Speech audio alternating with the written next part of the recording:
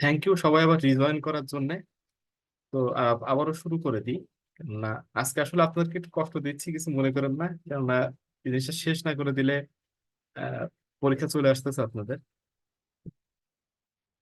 দেখেন তো আমি যেখানে ছিলাম, যে আপনার জয়েনিং সাধারণত তিন প্রকার। একটা হচ্ছে পার্মানেন্ট, যেটাতে হচ্ছে যে মানে পার্ট দুইটারে যদি আপনি আলাদা করে ফেলেন তাহলে এটাকে আর রিইউজেবল থাকে না পার্ট গুলা। যেমন ওয়েল্ডিং, ওয়েল্ডিং এর দুইটা পাইপ যদি আপনি মেটালের পাইপ যদি ওয়েল্ডিং করেন তাহলে ওই দুইটা যদি ছাড়াই ফেলেন ওই দুইটা আর ইউজেবল থাকে না।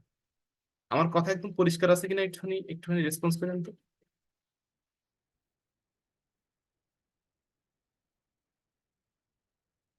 জি স্যার। আচ্ছা, দেখেন তারপরে আসি হচ্ছে যে আপনার semi permanent joining. Semi permanent joining যেমন রিভিটিং, এটা হচ্ছে, বা আপনার এই যে সিমিং, যেটা ওটা হচ্ছে অনেকটা সেমি পার্মানেন্ট জয়েন। এটা হচ্ছে পার্ট দুইটারে যদি আমি আলাদা করি সেক্ষেত্রেও আমি এটারে ইউজ করতে পারবো। আর পার্মানেন্ট এই টেম্পোরারি জয়েন্ট হচ্ছে যেমন স্ক্রু বা নাট বোল্ট দিয়ে আমরা কিছু জয়েন করি, যেটা হচ্ছে যে ওইটা দুইটারে যদি ছাড়াই ফেলি তবুও আমি পার্ট দুইটারে আগের মতো ইউজ করতে পারবো। আচ্ছা, এরপরে পড়ালাম যে ব্রেজিং আর সোল্ডারিং।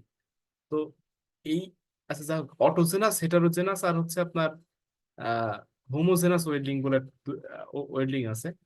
যে দাঁড়ান এই জিনিসটা একটুখানি দেখাই, নাহলে।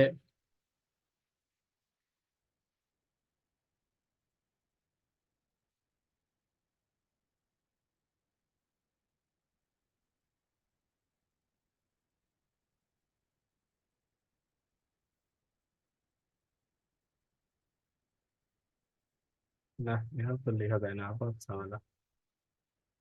কোথায় লিখি বললাম তো, ঠিক ডিটেলে দেখেন।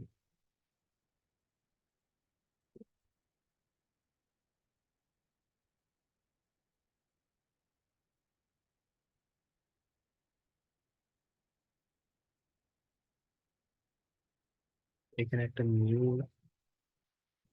ইয়ে তৈরি করি।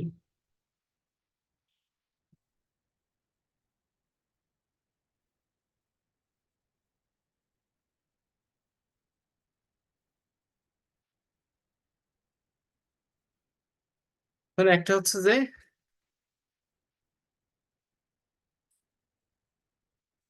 Homogeneous welding.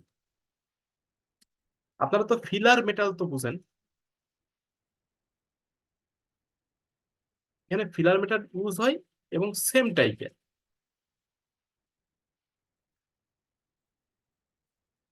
যেমন আপনি হচ্ছে দুইটা লোহার পাইপে যদি জয়েন করেন,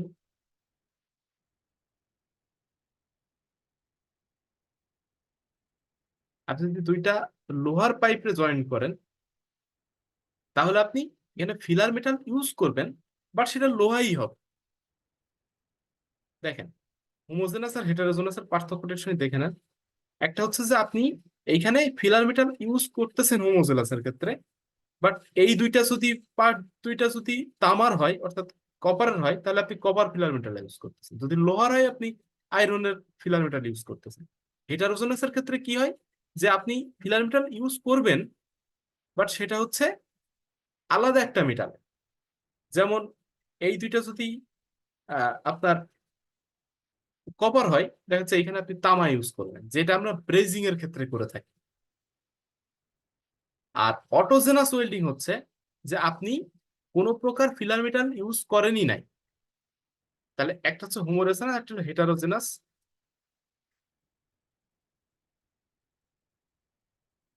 আর একটা হচ্ছে অটোজেনাস। Autos অটোজেনাস welding. তো অটোজেনাস ওয়েল্ডিংটা একটু দেখাই যে আপনি হচ্ছে অটোজেনাস ওয়েল্ডিং এ হচ্ছে আপনি ফিলার মেটাল ইউজই করেন নাই। যেমন আপনার টিগ ওয়েল্ডিং এর ক্ষেত্রে এটা হয়ে থাকে যে যে মেটাল দুটারে আপনি জয়েনিং করতেছেন ওই মেটাল দুইটাই গলে যে নিজেদের সাথে নিজেরা লেগে যাচ্ছে। যেমন এই ক্ষেত্রে দেখেন যে আপনি জাস্ট হিট দিচ্ছেন দুইটারে গলায়। যেমন আমরা ছোটবেলায় দেখবেন যে কোনো প্লাস্টিকের প্রোডাক্ট ভেঙে গেলে আমরা মোমবাতি দিয়ে ওইটারে জোড়া লাগাইতাম, দুইটা গলায় দুইটা চেপে দিতাম। অনেকটা ওই রকম প্রসেস হচ্ছে অটোজেনাস ওয়েল্ডিং। তো এই তিনটা বিষয় মোটামুটি ক্লিয়ার কিনা একটুখানি রেসপন্স করেন, তাহলে নেক্সট টপিকে চলে যাবো।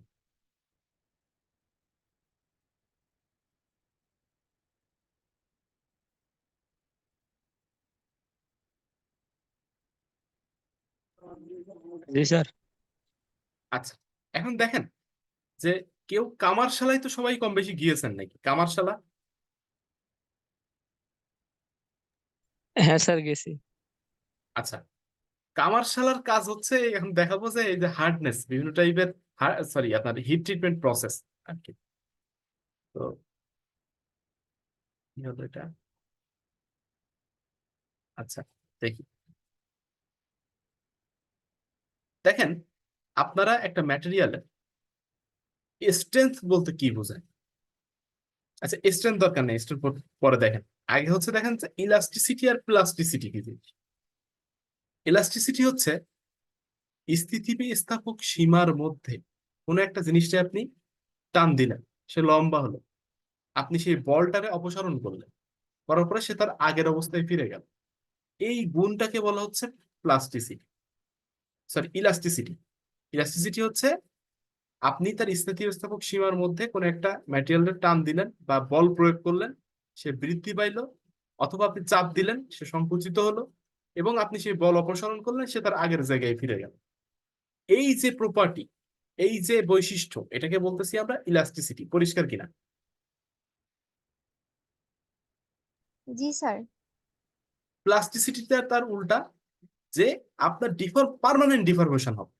অর্থাৎ হচ্ছে আপনি একটা মেটাল অবজেক্টে বল প্রয়োগ করলেন, সে ডিফর্ম হয়ে গেল, কিন্তু তার আগের জায়গায় আপনি বল অপসারণ করলে তার আগের জায়গায় আর ফিরলো না। এই প্রপার্টিসকে আমরা বলতেছি, এই মেটালের এই বৈশিষ্ট্যকে আমি বলতেছি প্লাস্টিসিটি। আচ্ছা, এবার আসি যে আপনার যেখানে ছিলাম, যে স্ট্রেংথ। স্ট্রেংথ হচ্ছে যে একটা মেটাল অবজেক্ট বা একটা মেটাল বা যে কোনো ম্যাটেরিয়াল, শুধু মেটাল বলে না, যে কোনো ম্যাটেরিয়াল, আপনার এক্সটার্নালি যে ফোর্স আপনি মাত্র বাইরে থেকে যে বল আপনি অ্যাপ্লাই করলেন ওই ম্যাটেরিয়ালের উপর বা ওই ম্যাটেরিয়ালের বস্তুর উপর, সেই ম্যাটেরিয়ালটারে কতটুকু সে রেজিস্ট করতে পারে উইদাউট ব্রেকিং। ব্রেকিং মানে সে নিজে ভেঙে না যায়, কতটুকু সেটাকে প্রতিরোধ করতে পারে, এটা হচ্ছে স্ট্রেংথ। আর স্টিফনেস কি জিনিস? যে কতক্ষণ পর্যন্ত সে মানে ডিফর্ম না হয়ে কতটা স্ট্রেসে। আচ্ছা, স্ট্রেস আর ফোর্সের মধ্যে কিন্তু পার্থক্য আছে। কারণ জিনিসগুলো আসলে আপনারা ছোটবেলায় পড়ছেন, যে একটা হচ্ছে যে চাপ, আর একটা হচ্ছে আহ পীড়ন। এই দুইটা শব্দ মনে হয় পড়েছেন ছোটবেলায় ফিজিক্সে। আপনারা কি পড়েননি এই বিষয়গুলো? জি স্যার। একটা ছিল হচ্ছে প্রেসার, এটা আমরা বলতাম হচ্ছে ছোটবেলায় বলতাম যে কি চাপ, মানে চাপ। একটা ছিল হচ্ছে স্ট্রেস,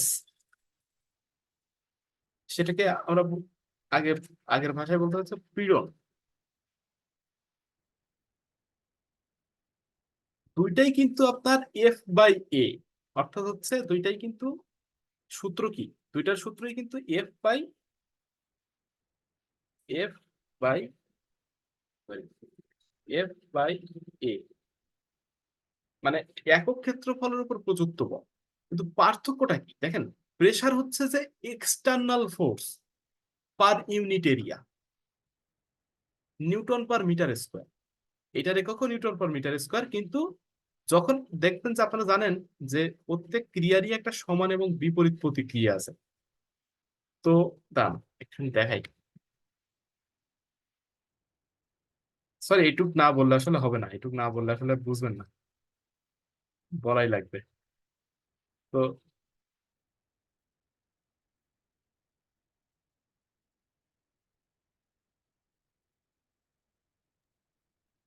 দেখেন, একটা অবজেক্টের উপর যখন আপনি বাইরে থেকে ফোর্স প্রয়োগ করতেছেন এফ, এর ক্ষেত্রফল যদি, এই অংশের ক্ষেত্রফল যদি এ হয়, তাহলে আপনার চাপ হবে F equal to F by A, external applied force per unit area. কিন্তু আপনি যখন এর উপরে বল প্রয়োগ করবেন, সে কিন্তু আপনি জানেন যে প্রত্যেক ক্রিয়ারই একটা সমান এবং বিপরীত প্রতিক্রিয়া আছে। তো এই বিপরীত প্রতিক্রিয়া কিন্তু এ করবে, এবং সেই বিপরীত প্রতিক্রিয়ার মানটাও কিন্তু হবে এফ। অর্থাৎ স্ট্রেস আমরা যেটাকে সিগমা দিয়ে সরি সিগমা না, এটাকে আমরা সম্ভবত, হ্যাঁ এটা সিগমা দিয়েই হচ্ছে ইয়ে করি, সিগনিফাই করি, বা যেটা দিয়ে সিগনিফাই করা, সেটা হচ্ছে যে আপনার এফ বাই এ, কিন্তু এইখানে হচ্ছে যে ওই যে প্রতিক্রিয়া বল অর্থাৎ internal resistance force per unit area, এইটাই হচ্ছে পীড়ন। তো পীড়ন এবং চাপের মধ্যে পার্থক্য হলো এটাই, যে একটাতে আমি কনসিডার করি ইন এক্সটার্নাল ফোর্স, সেটা হচ্ছে চাপ বা প্রেসার, আর আরেকটা হচ্ছে যে আপনার আপনার হচ্ছে internal resistance force per unit area, সেটা হচ্ছে আপনার আহ, পীড়ন বা আপনার আহ, পীড়ন বা হচ্ছে আপনার কি বলে এটারে, ভুলে গেলাম, স্ট্রেস, সরি শব্দই হারাই ফেলতেছি। তো অনলাইন ক্লাসে এরকম ঘটে। তো এটা হচ্ছে যে আপনার বিকৃতি, সরি বিকৃতি বলছি, পীড়ন। আর পীড়ন হচ্ছে বিকৃতির সমানুপাতিক, এত তো পড়ছেন আগেই। তো এই পর্যন্ত ক্লিয়ার কিনা? জি স্যার। আচ্ছা, তো দেখেন স্টিফনেসটা কি? ইট is the ability of a material two resist deformation, অর্থাৎ বিকৃত হবে না। আপনি চাপ দিচ্ছেন কিন্তু ওর জায়গায় স্থির আছে, ও বিকৃত হচ্ছে না, অর্থাৎ তার ডিফরমেশন ঘটতেছে না আন্ডার স্ট্রেস। এই অ্যাবিলিটিটাকে বলা হয় stiffness. Stiffness, strength, elasticity, plasticity শেষ। এখন আসি আমি ডাক্টিলিটি আর ম্যালিয়েবিলিটি, দুইটা একই টাইপের জিনিস, কিন্তু দুইটার মধ্যে পার্থক্য আছে। একটা হচ্ছে কম্প্রেসিভ স্ট্রেংথ, আর একটা হচ্ছে যে আহ, কি বলে আপনার ইয়ে স্ট্রেংথ, কি বলে, টেনসাইল স্ট্রেংথ। দেখেন আপনি হচ্ছে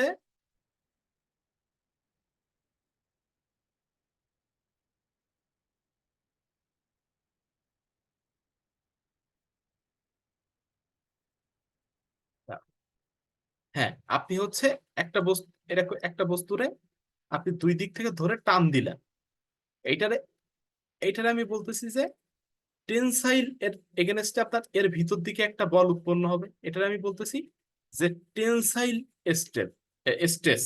অর্থাৎ হচ্ছে দুই দিকে টান দেওয়ার ফলে ওর ভিতরে যে ইন্টারনাল রেজিস্ট্যান্স ফোর্স তৈরি হচ্ছে, এটাকে আমি বলতেছি টেনসাইল স্ট্রেস। একটা বস্তুরে যদি আপনি ধরে টান দেন, তাহলে সেই বস্তুরে টেনে চিকন লম্বা তারে পরিণত করা যাবে।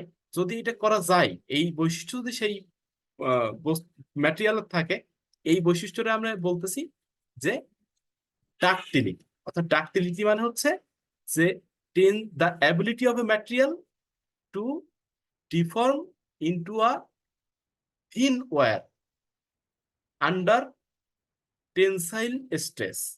আমার কথা পরিষ্কার, যে টেনসাইল স্ট্রেসের প্রভাবে কোন একটা ম্যাটেরিয়ালের তারে পরিণত হওয়ার, সরু তারে পরিণত হওয়ার ক্ষমতাকে বলতেছি ডাক্টিলিটি।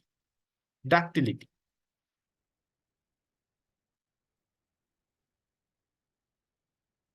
এইটা এটা পরিষ্কার? জি জি স্যার। জি স্যার। আচ্ছা, তাহলে ম্যালিয়েবিলিটি কি জিনিস? ম্যালিয়েবিলিটি তার উল্টা, যে আপনি একটা ধাতব বস্তুকে ধরেন একটা ছাঁচের মধ্যে ফেলায় চাপ দিচ্ছেন, এরকম একটা ছাঁচের মধ্যে ফেলায় চাপ দিচ্ছেন, চাপ দিচ্ছেন।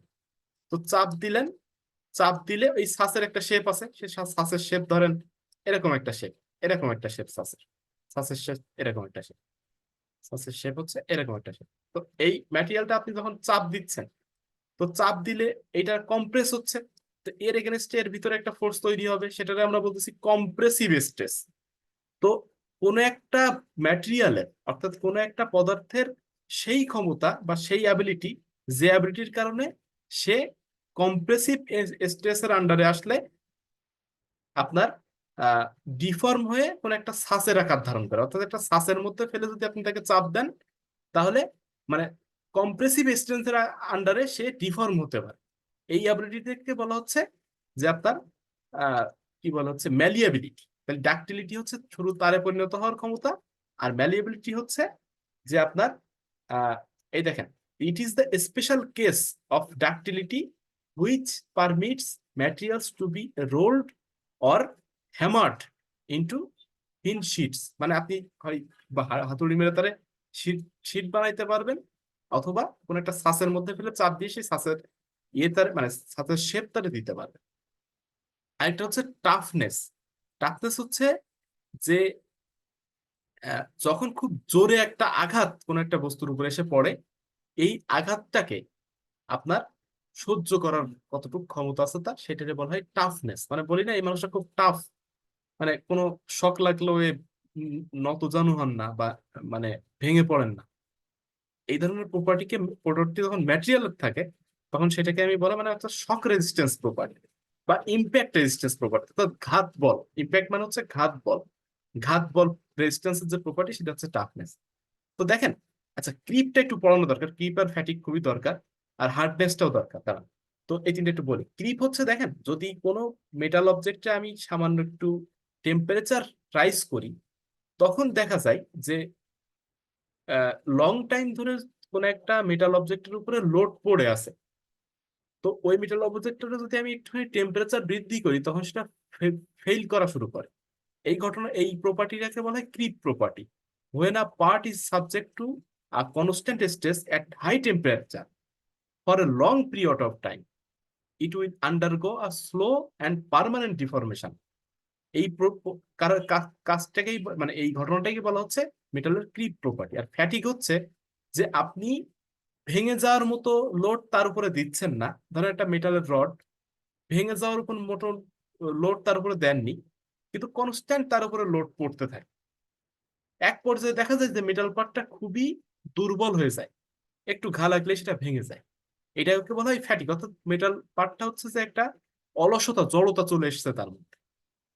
একচুয়ালি পড়েন, when a material is subject to repeated stress, it fails at stresses below the yield point stress. yield point মানে হচ্ছে যে পয়েন্টে কোনো একটা ম্যাটেরিয়ালের যে স্ট্রেসে তার ডিফরমেশন কেবলমাত্র শুরু হয়, সেটাকে বলা হয় হচ্ছে ইয়েল্ড পয়েন্ট। তো ওই পয়েন্টে যাওয়ার আগেই সে ভেঙে যাচ্ছে। কেন? তার উপরে রিপিটেড, প্রতিদিন তার উপরে প্রেসার পড়তে থাকে। মানে একটা জিনিস যখন পুরাতন হয়, তখন দেখবেন যে সেটা দ্রুতই ভেঙে যায়, বা সেটা মানে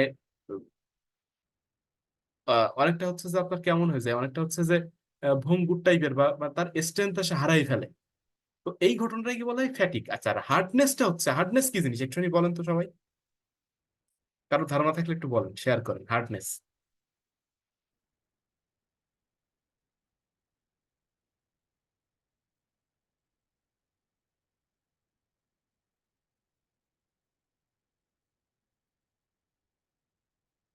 কারো ধারণা আছে? জুবাইর হোসেন, রিফাত, এমডি আরিফ, ইকবাল,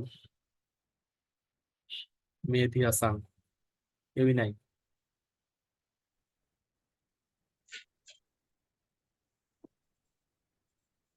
স্যার ওই ম্যাটেরিয়ালটা কি পরিমাণে শক্ত?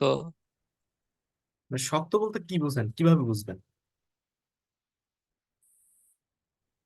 বল প্রয়োগ করে তাড়াতাড়ি ভাঙবে না বা লং দিন টিকবে?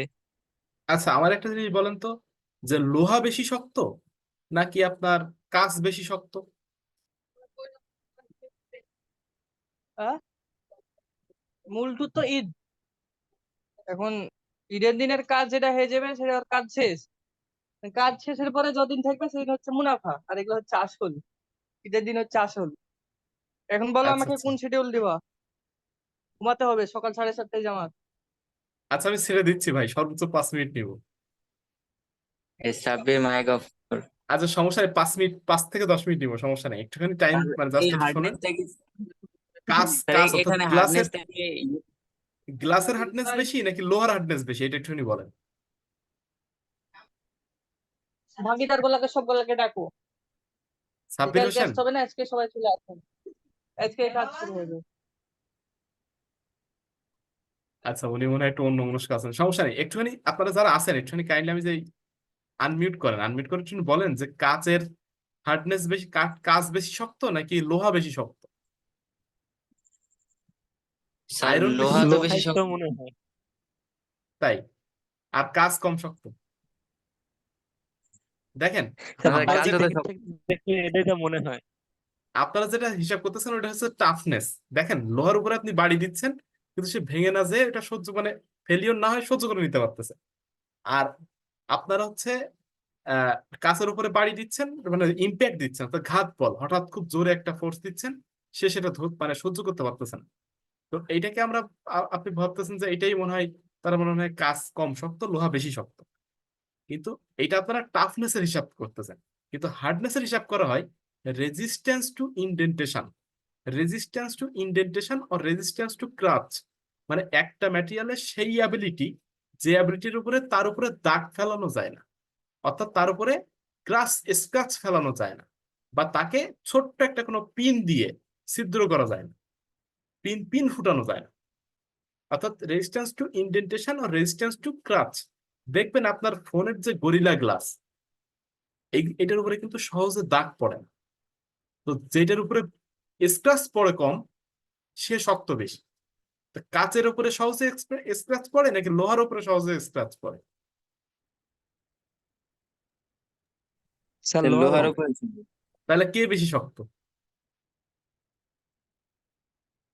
স্যার কাজ। আচ্ছা, এইবার দেখেন, লোহা হচ্ছে আপনার এটার হচ্ছে হার্ডনেস কম, কাচের হার্ডনেস বেশি। ওকে, কিন্তু লোহা কিন্তু আপনার কম্প্রেসিভ স্ট্রেংথে যদি লোহারে জোরে চাপ দেওয়া হয় এ কিন্তু বেঁকে যাবে, কিন্তু কাজ যদি জোরে চাপ দেওয়া হয়, জোরে মানে জোরে হঠাৎ করে ঘাট বল না দিয়ে যদি শুধু চাপ দেওয়া হয় দুই পাশ থেকে, সে কিন্তু ভাঙবে না সহজে, আর ভাঙলে একবারে ভেঙে যাবে। অর্থাৎ যার হার্ডনেস বেশি তার কিন্তু বিটেলনেসও বেশি। বিটেলনেস মানে হচ্ছে ভঙ্গুরতা, যে যত হার্ড সে তত বেশি ভঙ্গুর। সাধারণত সাধারণত যে যত বেশি হার্ড সে তত বেশি ভঙ্গুর। দেখবেন যে কাজ কিন্তু আপনি বেঁকাইতে পারবেন না, একটু জোরে একটা পাথর দিয়ে আঘাত করেন, সে তার উপরে দাগ পড়ে না, ক্রাচ পড়ে না, বাট তার একটা পাথর দিয়ে আঘাত করেন, দেখবেন যে ভেঙে চৌচির হয়ে গেছে। কিন্তু একটা কাচের উপরে আপনি 5টা ইট তুলে দেন, কাচের কিন্তু কিচ্ছু হবে না। কিন্তু একটা লোহার উপরে আপনি 5টা ইট তুলে দেন, লোহার একটা রডের উপরে বা একটা লোহার একটা শীটের উপরে, কাচের সমপরিমাণ মোটা একটা শীটের উপরে তুলে দেন, দেখবেন যে ওই লোহার শীটটা আস্তে আস্তে দমে বেঁকে যাচ্ছে। আমার কথা কি বুঝতে পারছেন? এর অর্থ হচ্ছে যে যে বস্তু হার্ডনেস বেশি, সে ভঙ্গুরও তত বেশি, কিন্তু সে বেশি কম্প্রেসিভ স্ট্রেংথ সহ্য করতে পারে। কিন্তু যার হার্ডনেস কম তার আবার ডাক্টিলিটি বেশি, যার হার্ডনেস কম তার আবার ডাক্টিলিটি বেশি, অর্থাৎ তারে মানে টেনে তারে রূপান্তরিত করা যায় বা পিটায়ে শীটে পরিণত করা যায়, কিন্তু তার আবার কম্প্রেসিভ স্ট্রেংথ সহ্য করার ক্ষমতা কম। অর্থাৎ এই যে 5টা ইট আপনি এটা লোহার শীটের উপরে চাপাই দেন, টিনের উপরে চাপাই দেন, দেখবেন যে ও আস্তে আস্তে বেঁকে যাচ্ছে, কিন্তু কাজ কিন্তু দেখেন। আমার এই যে পয়েন্ট গুলো বললাম, এইটুক যদি ক্লিয়ার থাকে তাহলে আমার প্রায় শেষ, আর সর্বোচ্চ তাহলে 5 মিনিট লাগবে। এইটুকু কি সবার কাছে ক্লিয়ার? জি স্যার জি ক্লিয়ার। স্যার। আচ্ছা, এইবার দেখেন আপনাদের মূল হিট ট্রিটমেন্টে চলে যাই। হিট ট্রিটমেন্টে যাব, সেটা হচ্ছে আহ এইখান থেকে দেখাই তাহলে আমার জন্য একটু ইজি হবে। দেখেন, হিট ট্রিটমেন্ট হচ্ছে যে মূল কাজ হচ্ছে হিট ট্রিটমেন্টের যে আপনার মেটালের এই যে হার্ডনেস, ডাক্টিলিটি এগুলো কন্ট্রোল করা। একটা স্টিল কিসের সমন্বয়ে গঠিত হয়? স্টিল হচ্ছে কার্বন এবং আয়রন, মূল উপাদান স্টিলের। এর সাথে আপনার সিলিকন থাকতে পারে, ক্রোমিয়াম থাকতে পারে, বিভিন্ন টাইপের জিনিস আমরা দিতে পারি। তো কার্বন এবং আয়রন হচ্ছে স্টিলের মূল উপাদান। শুধু কাঁচা লোহা কিন্তু খুবই নরম, কাঁচা লোহা শুধু শুধু আয়রন, এটা কিন্তু খুবই নরম। আমার যা মনে হয় আপনারা যতগুলো লোহা বলে যাদেরকে চেনেন, এগুলো সবই আপনারা দেখেছেন হচ্ছে স্টিল। আপনারা কিন্তু কাঁচা লোহা সাধারণত দেখেন নাই, কেউই সাধারণত কাঁচা লোহা দেখেন নাই। আপনারা যতগুলোরই আপনি লোহা বলে চেনেন সবই সাধারণত স্টিল বা ইস্পাত, বাংলাদেশটাকে ইস্পাত বলে। এর আয়রনের সাথে যখন কার্বনের সংকট ধাতু হয়, সেই সংকট ধাতুটা বলা হয় হচ্ছে স্টিল। তো এইটার এই যে প্রপার্টি গুলা বললাম, ডাক্টিলিটি, হার্ডনেস, ব্রিটেলনেস, তারপরে টাফনেস, ম্যালিয়েবিলিটি, এইগুলারে আমি যদি নিয়ন্ত্রণ করতে চাই তাহলে আমার প্রসেস কি? হিট ট্রিটমেন্ট করা। তো একটা হিট ট্রিটমেন্ট হচ্ছে অ্যানিলিং। অ্যানিলিং এর প্রসেস কি?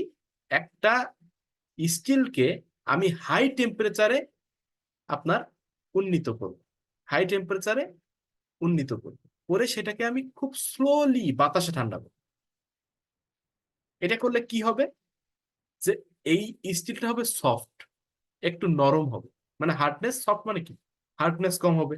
হার্ডনেস যদি কম হয় তাহলে কি হবে? ডাক্টিলিটি বেশি হবে। ডাক্টিলিটি যদি বেশি হয় তাহলে মেশিনেবিলিটি বেশি হবে, মানে তারে কাটা যাবে, তাকে টেনে তারে পরিণত করা যাবে, তারে ছাঁচে ফেলায় নির্দিষ্ট শেপে আনা যাবে। এই কাজগুলো তার সাথে করা যায়। তো এই কাজগুলো যদি আমরা কোনো স্টিলে করতে চাই, এই প্রপার্টিজ গুলো যদি আমি কোনো স্টিলে চাই, তাহলে আমরা কি করব?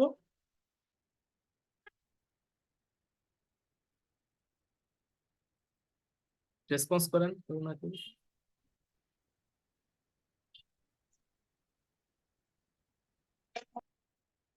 সেক্ষেত্রে আমরা অ্যানিলিং করব। আছেন সবাই নাকি? জি স্যার। জি স্যার স্যার আচ্ছা আচ্ছা, তাহলে আমরা অ্যানিলিং করবো। অ্যানিলিং এর কাজ কি, যে একটা টেম্পারেচার হাই টেম্পারেচারে উন্নীত করে যে তারে আস্তে আস্তে স্লোলি ঠান্ডা করবো বাতাস।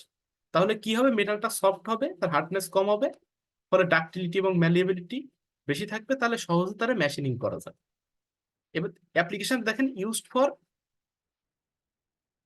Shaping or machining steel, reducing internal stress, মানে ভিতরে যদি কোনো স্ট্রেস থেকে যায় সেটারে মুক্ত করার জন্য,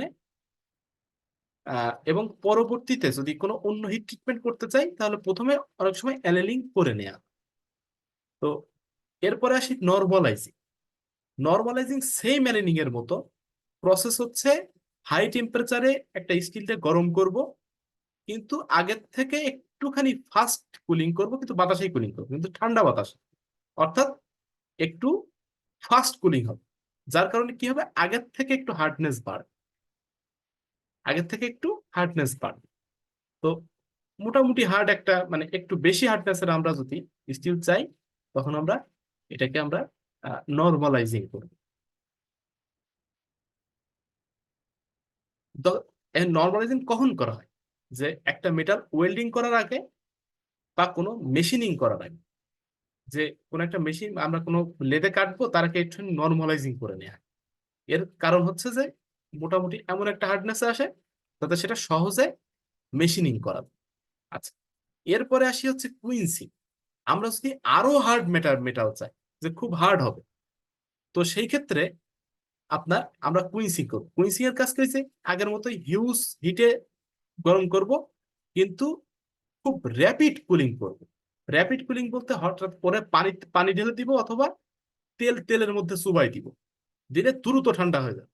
তো এই দ্রুত ঠান্ডা করে আমরা বেশি হার্ডনেস অ্যাচিভ করব। যেমন আপনারা কামার দোকানে যদি কেউ যেয়ে থাকেন, কামার দেখবেন যে পান দেয়, অর্থাৎ হঠাৎ করে গরম করে দেখবেন যে পানির মধ্যে চুবাই দেয়। তো এই পানির মধ্যে চুবাই দিলে পরে এই ঘটনাটাকে বলা হয় কুইন্সিং, ইঞ্জিনিয়ারিং এর ভাষায়। তো এই কুইন্সিং এর পারপাস কি? Rapid cooling high micro structure change করে, যার কারণে আপনার খুব হার্ড হয়, কিন্তু হার্ডনেস হইলে আপনার এই যে ব্রিটিলনেসও বেড়ে যাবে। আগেই বলছিলাম, ব্রিটিলনেস বেড়ে যাবে মানে ভঙ্গুরতা বেড়ে যাবে। তো এই ভঙ্গুরতারে কাটানোর জন্য, তো এই কুইন্সিং আমরা কোথায় অ্যাপ্লাই করি? যে কোনো স্কিল যদি আমি কাটিং টুল হিসেবে ব্যবহার করতে চাই, তখন হচ্ছে আপনার এই কুইন্সিং করা হয়। আচ্ছা, আরেকটা গুরুত্বপূর্ণ ইনফরমেশন এটা আপনারা দিয়ে রাখি। ধরুন ছুরি দিয়ে আপনারা ফল কাটেন, হার্ডনেস যখন পড়াইছি তখন এটা বলা উচিত ছিল। দেখেন, যে বস্তুরে কাটবেন, অর্থাৎ ছুরি দিয়ে আপনি ফল কাটবেন, তাহলে ছুরির হার্ডনেস ফলের হার্ডনেসের চাইতে বেশি হইতে হবে, নাহলে কাটবে না। ফলের হার্ডনেস যদি ছুরির হার্ডনেসের চাইতে বেশি হয়ে যায়, তাহলে ছুরিই কেটে যাবে। আমার কথা পরিষ্কার? অর্থাৎ আপনি মেটাল দিয়ে মেটাল কাটতেছেন, যেমন লেদে কি করছেন, মেটাল দিয়ে মেটাল কাটতেছেন, কিন্তু কাটিং টুলের হার্ডনেস ওয়ার্ক পিসের হার্ডনেসের চাইতে বেশি, এই জন্যই ওয়ার্ক পিস কাটতেছে। আদারওয়াইজ কিন্তু ওয়ার্ক পিস কাটতো না, উল্টা টুলই কেটে যায়। তো কুইন্সিং আমরা সেই ক্ষেত্রে করি যদি আমরা কোনো মেটাল স্টিলটা আমরা যদি কাটিং টুল হিসেবে ইউজ করতে চাই, এবং যদি ক্ষয়রোধী কোনো কম্পোনেন্ট তৈরি করতে চাই যেটা ক্ষয় হবে না। তো সেই ধরনের ক্ষেত্রে আমরা কি করি, যেমন স্প্রিং এর ক্ষেত্রে আমরা কিন্তু কুইন্সিং ইউজ করে থাকি। আবার ক্ষয়রোধী কোনো কম্পোনেন্ট যদি আমরা তৈরি করতে চাই, তাহলে আমরা কুইন্সিং ইউজ করে থাকি।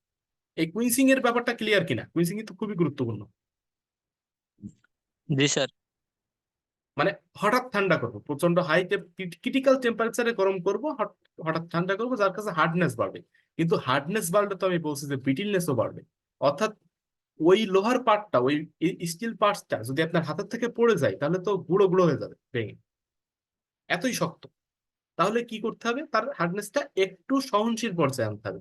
সেই সহনশীল পর্যায়ে আনার পদ্ধতি হচ্ছে টেম্পারিংও একই হিসাব, যে আপনি কুইন্সিং এর পরে after quenching the still is reheated, কিন্তু লো টেম্পারেচার। আগের মতো আর কুইন্সিং করার আগে যতটা গরম করছিলাম কুইন্সিং করার সময় ততটা গরম আর করবো না, এখন একটু কম টেম্পারেচারে গরম করব এবং তাকে কন্ট্রোলড রেটে, একটা নির্দিষ্ট রেটে আস্তে আস্তে কুলিং করব। যার কারণে কি হবে, আগের যে সেই ভঙ্গুরতা ভাব কিছুটা কমবে, ব্রিটিলনেস কিছুটা কমবে, কিন্তু হার্ডনেসও কমবে, কিন্তু ওই লেভেলে কমবে না। অর্থাৎ হার্ডনেস মোটামুটি ঠিক থাকবে, কিন্তু ভঙ্গুরতা কিছুটা কমে আসবে। এবং তার মানে অন্যান্য প্রপার্টিজ যেমন টাফনেস, ডাক্টিলিটি, এইগুলোরও কিছুটা চেঞ্জ হবে। তো এই লাইন, এই পারপাসটা একটু পড়েন যে reduce some of the ব্রিটিলনেস caused by hardening while retaining some of the increased hardness and strength. Strength এবং হার্ডনেস কিছুটা হলেও ঠিক থাকবে, কিন্তু ব্রিটিলনেস কম, ব্রিটিলনেস বেশি কম। তো এই কারণেই আমরা টেম্পারিং করে থাকি। The tempering temperature and duration determine the final balance of the properties. মানে আপনার যে যে টেম্পারেচারে ওটা গরম করবেন এবং কতটুকু সময় ধরে ওটা কুলিং করবেন, সেইটাই আপনার নির্ধারণ করে দেবে যে ওই টেম্পারিং করার পরে ওই ম্যাটেরিয়ালের হার্ডনেস, টাফনেস এবং ডাক্টিলিটি কতটা হবে। তো এইটার অ্যাপ্লিকেশন কি, ধরেন আপনার আপনি হচ্ছে কুইন্সিং করার পরে যেমন গিয়ার, স্প্রিং, এগুলো কুইন্সিং করে যদি স্প্রিং কুইন্সিং করলেন, খুব হার্ডনেস বাড়লো, কিন্তু স্প্রিং যেই চাপ দেবেন সেই তো ভেঙে যাবে। তখন আপনারা কি করতে হবে, টেম্পারিং করে কিছুটা ভঙ্গুরতা কমায় আনতে হবে, কিন্তু শক্ততা অর্থাৎ হার্ডনেসটা মোটামুটি ঠিক রাখতে হবে। তো এই হার্ডনেস মোটামুটি ঠিক রেখে আপনার কমানো, অর্থাৎ ব্রিটিলনেস বা ভঙ্গুরতা কমানোর উপায় হচ্ছে টেম্পারিং। সারফেস হার্ডেনিং, আপনি শুধুমাত্র সারফেসটা, অর্থাৎ দেখবেন যে আপনার বাইরের অনেক মেটাল আছে যেটা আপনার বাইরের পাশটা অনেক ঘষা লাগে, ঘষা লাগলে ক্রাচ পড়ে, ক্রাচ পড়ে পড়ে আস্তে আস্তে ক্ষয় হয়ে যায়। বিভিন্ন মেশিনের পার্ট দেখবেন যে একটার সাথে আরেকটা স্লাইডিং করে, ঘষা লাগে। যেমন গিয়ার, গিয়ার যেমন যখন চলে, গিয়ার তো মনে হয় দেখেছেন সবাই, গিয়ারটা একটু দেখেন, গিয়ার, এই গিয়ার যখন একটার সাথে আরেকটা চলে তখন কিন্তু ঘষা লাগে।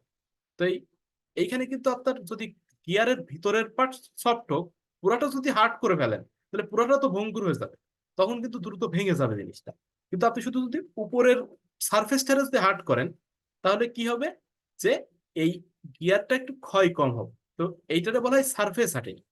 সারফেস হার্ডেনিং একটা প্রসেস হতে পারে কার্বোরাইজিং, যে বেশি কার্বন যদি দেন, মানে একটা কার্বনটা যদি শুধু সারফেসের মধ্যে যদি কার্বন ঢুকাই দিতে পারেন, তাহলে আপনার এটা ওই শুধু সারফেসটা হার্ড। তো এটা কি করা হয়, কার্বনের বাষ্পের মধ্যে সাধারণত, বা কার্বন মনোঅক্সাইডের বাষ্পের মধ্যে ওই ওই লোহার পার্টটার অনেক সময় রাখা হয়। বা মানে কার্বোরাইজিং এর বিভিন্ন ওয়ে আছে। এটা আপনার একটুখানি যদি কারো বেশি জানার ইচ্ছা থাকে একটু সার্চ দিয়েন, আপনার টেক্সটাইল লেভেল আমি এত ডিপে যাচ্ছি না। তারপর নাইট্রাইটিং আর একটা প্রসেস, হ্যাঁ, এটাকে অনেক সময় কেস হার্ডেনিং ও বলা হয়ে থাকে, কেস হার্ডেনিং। তো এই মোটামুটি হচ্ছে আপনার আহ ছিল। আর শেপার আর প্লানার, এই দুইটা মেশিন হচ্ছে আপনাদের, এই দুইটা মেশিন সম্বন্ধে একটুখানি দেখানো দরকার। একটুখানি সংক্ষেপে বলে দিই যে শেপার ভার্সেস প্লানার, দেখেন দুইটাই হচ্ছে আহ আপনার, দাঁড়া, দুইটাই হচ্ছে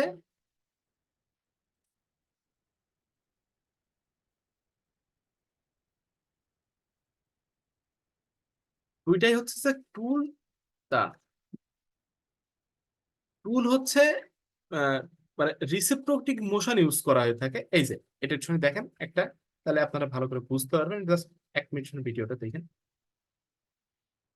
এই যে টুল জাস্ট আক পিস করবে, ঘুরবে না, ঘুরবে না, জাস্ট আক পিস করবে, আক পিস করে কাটবে। মানে সার্ফেসটারে সমান করতে পারে বা কোনো স্লট কাটতে পারে এটা দিয়ে। তো এটা দুই টাইপের মেশিন আছে, একটা মেশিন হচ্ছে শেপার, একটা হচ্ছে প্লানার। এই প্রসেসটা যদি সবাই কি বুঝতে পারছেন যে কি প্রসেসে কাটতেছে, এসব সারা দেন,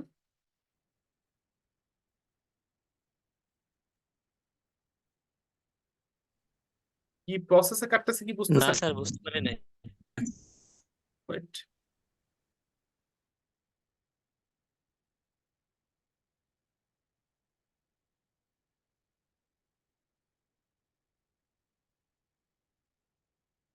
এইবার দেখেন, এবার কি বুঝতেছেন যে এখানে জাস্ট টুল লাগানো থাকবে,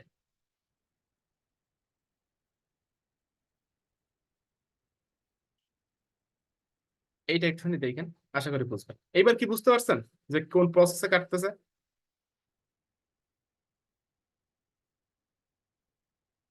একটুখানি রেসপন্স করেন।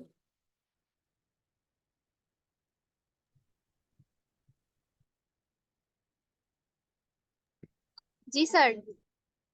আচ্ছা, তো এই ধরনের দুই টাইপের মেশিন হয়, একটা হচ্ছে শেপার, একটা হচ্ছে প্লানার। তো পার্থক্যটা শুনে দেখি যে শেপারটা সাধারণত স্মলার পার্টের জন্য, আর লার্জার পার্টের জন্য হচ্ছে প্লানার ইউজ করা হয়। আর মূল পার্থক্য হচ্ছে যে আপনার টুল, এই শেপারের ক্ষেত্রে টুল রিসিপ্রোকেটিং, অর্থাৎ টুল মুভ করে, আর ওয়ার্কপিস স্টেশনারি থাকে। আর প্লানার মেশিনের ক্ষেত্রে আপনার টেবিল মুভ করে, অর্থাৎ ওয়ার্কপিসটা মুভ করে, আর কি বলে হচ্ছে শেপারের ক্ষেত্রে ওয়ার্কপিস স্টেশনারি থাকে। অর্থাৎ টুল মুভ করে হচ্ছে শেপারের ক্ষেত্রে, আর ওয়ার্কপিস মুভ করে হচ্ছে প্লানারের ক্ষেত্রে। প্লানারের সাইজ সাধারণত বড় হয়, শেপারের সাইজ সাধারণত ছোট হয়। এই হচ্ছে পার্থক্য। আর এই শেপারে আপনারা কুইক রিটার্ন মেকানিজম, এই জিনিসটা একটু কাইন্ডলি সার্চ দিয়েন, দেখানোর তো সময় নাই, তাহলে দেখাইতাম। কুইক রিটার্ন মেকানিজম,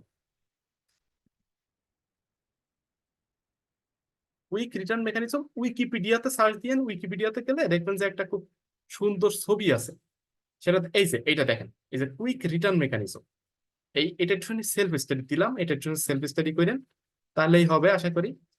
আর এই ছাড়া আর তেমন কিছু আমার বলার এই মুহূর্তে নাই। মোটামুটি আপনাদের সিলেবাস কমপ্লিট। সিলেবাস প্লাস হচ্ছে যে ল্যাপটপ গুলো ছিল, সবগুলোই কম বেশি করানোর চেষ্টা করছি। তো আচ্ছা, আরেকটা জিনিস দেখাই দিই মনের বেলায়, সেটা হচ্ছে নাট আর বোল্ট, এই দুইটার পার্থক্য সবাই দেখে আসবে, যে কোনটা বোল্ট কোনটা নাট, কোনটা বোল্ট কোনটা বোল্ট